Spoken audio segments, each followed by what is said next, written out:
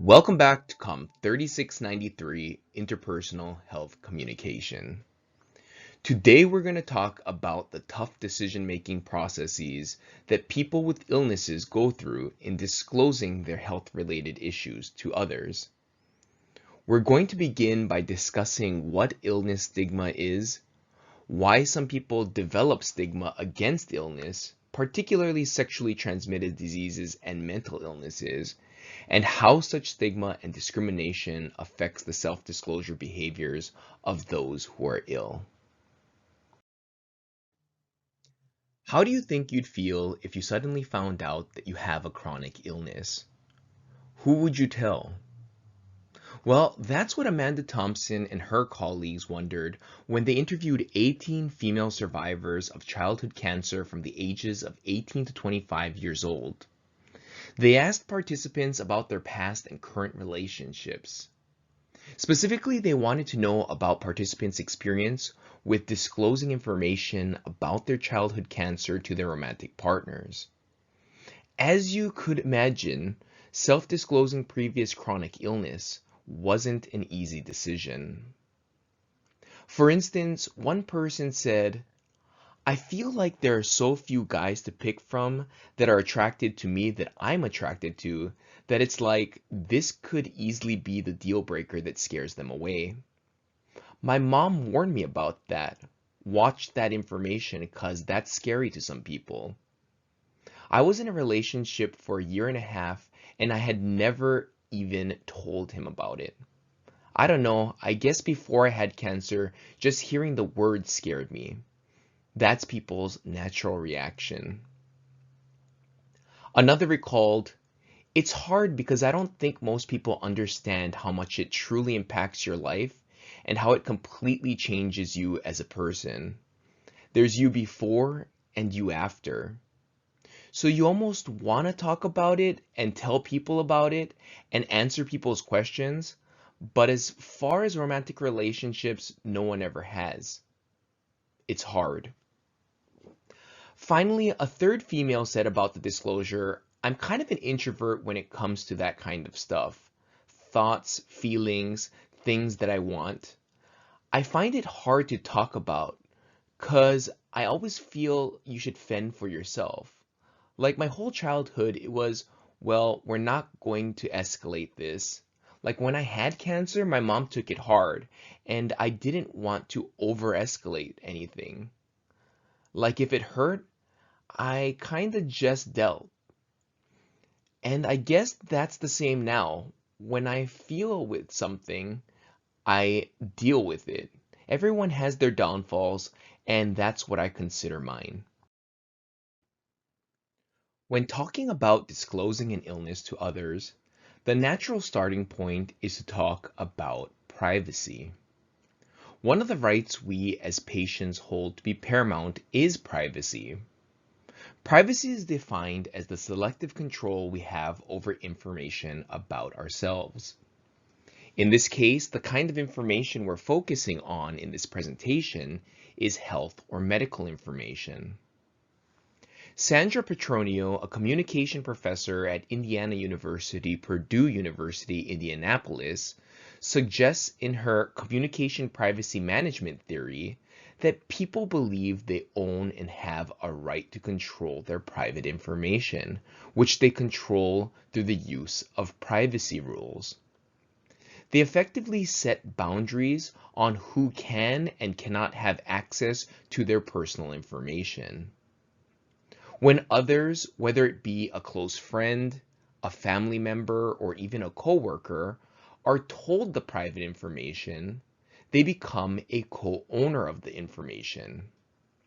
Suddenly, according to Petronio, the co-owners of the private information must now negotiate mutually agreed on privacy rules for this information. When privacy rules are not properly articulated or when a boundary is breached, the co-owners can experience significant turbulence in the relationship. So this is why the decision-making process of disclosing or not disclosing health information is so challenging. Of course, much of the reason why self-disclosing private health information is fraught with such risk is because of the perception that the health issue makes that person unacceptably different from others, possibly leading to prejudice and discrimination, a phenomenon known as illness stigma. You might be wondering, where does this stigma of others' illnesses arise from? Well, the first place stigma comes from is fear. In some cases, the fear is a byproduct of myths or misinformation about the illness, but in other cases, the fear can arise from concerns about catching the disease. Because people fear the unknown as it relates to illness, individuals with such afflictions are often unwilling to disclose the condition. The second root of stigma might be perceptions of unattractiveness associated with certain physical conditions, such as facial skin lesions and cutaneous leishmaniasis. This is especially prevalent in countries that place high value on physical attractiveness and beauty. The next place stigma emerges from is cognitive associations between disease and negative attitudes towards certain behaviors. An example of this is the link people make between sexually transmitted infections and intravenous drug use, risky sexual behaviors, and even poverty. Belief systems may lead to stigma against certain illnesses. For example, some religions believe that mental illness is the result of immoral actions or sins, and that they can be treated through spiritual practices. Finally, legislation or policies that segregate certain people suffering from illness from the general population might further the us-them gap. For instance, on Hawaii, a mysterious illness with no effective cure spread across the island in the late 1800s. Governmental officials thought that the only solution was to segregate this subpopulation, so a law was passed to relocate those with the condition, now known as leprosy, to Kalaupapa on Molokai Island. Stigma bred in the island for anyone who was relocated to Kalaupapa. But fear of stigma about disease or illness doesn't even need to come from others. Sometimes just the mere idea that a nebulous other person might think about my disease making me socially unacceptable or undesirable can cause me to lose self-esteem, a concept known as self-stigma.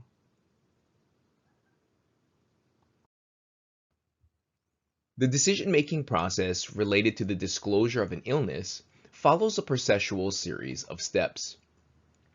Catherine Green and her colleagues proposed an integrated model of health disclosure decision-making, where she explicated the steps individuals with illness go through in deciding whether they will disclose their illness to others. An interesting point they make in their model is that the quick cost-benefit analysis on disclosure the ill make happens over and over again with each new network member to consider. Before disclosing health information, the potential discloser, that is, the person with the illness, is said to consider 5 different things: the stigma associated with the illness or disease, the preparation needed to confront the illness, the prognosis of the illness or how quickly things may escalate, any foreseeable symptoms like fatigue or hair loss, and relevance to others. Even if someone has favorable attitudes towards disclosure at this stage, they may still elect not to disclose their illness to others. This is because these 5 components or factors all look within or are intrapersonal in nature. They don't really take into account the interpersonal dynamics with the potential recipient. The next thing to consider is the quality of relationship between the discloser and the recipient. Of course, there's a better chance that the outcome will be disclosure if the relationship is close versus not close. The second is the anticipated reaction to the health information by the receiver. If the anticipated reaction is something the person with the illness wants or needs, such as informational or social support, disclosure is more likely to happen.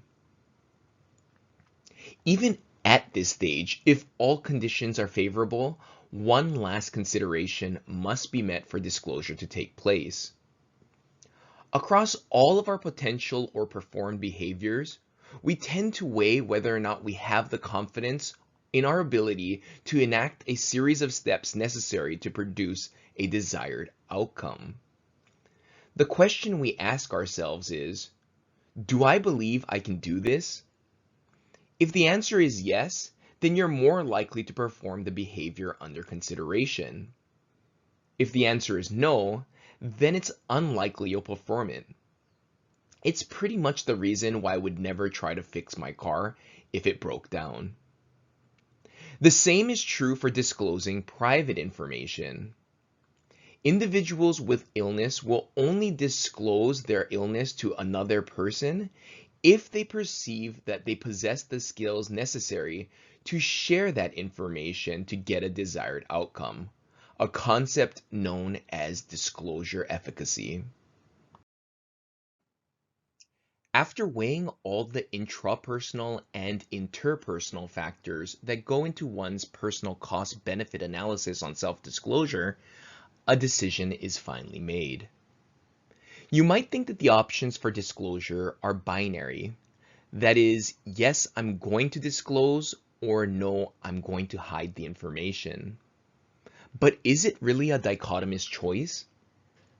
That's what family studies and human development expert Tarani Pathmalingam and her colleagues set out to find in their article Illness Conversations, Self-Disclosure Among Children and Youth with Chronic Illnesses, published in the journal Chronic Illness. An extensive search of the literature on self-disclosure behaviors among children with chronic illnesses revealed 5 different options from the disclosure decision-making process. The first is that the ill can decide that the costs of disclosure might outweigh the benefits and thus intentionally hide the illness from others, an act known as concealment. An illness might inadvertently be discovered by peers or others through witnessing a health-related action individuals with illnesses do, like seeing them take their medication, or deducing illness from situational cues like chronic absences. Passive disclosure means that the illness is not directly shared by those with the illness, but rather shared by third-party informants, like parents or close friends. Protective disclosure is a selective exposure strategy where some, but not all information about one's illness is disseminated for the purposes of education and preempting any possible stigma associated with the medical affliction. Finally, private health information given to others without any limitation is called open disclosure. So, as you can see, concealment and open disclosure seem to be anchors of the disclosure continuum with shades of gray in the middle. So once a decision has been made to openly disclose information about one's illness to others, who do they tell? Paul Wicks, a neuropsychologist and ALS specialist who serves as the vice president of the online social support network Patients Like Me, says we're most likely to disclose a medical affliction to those who we think can provide us with what we need most at that point in time.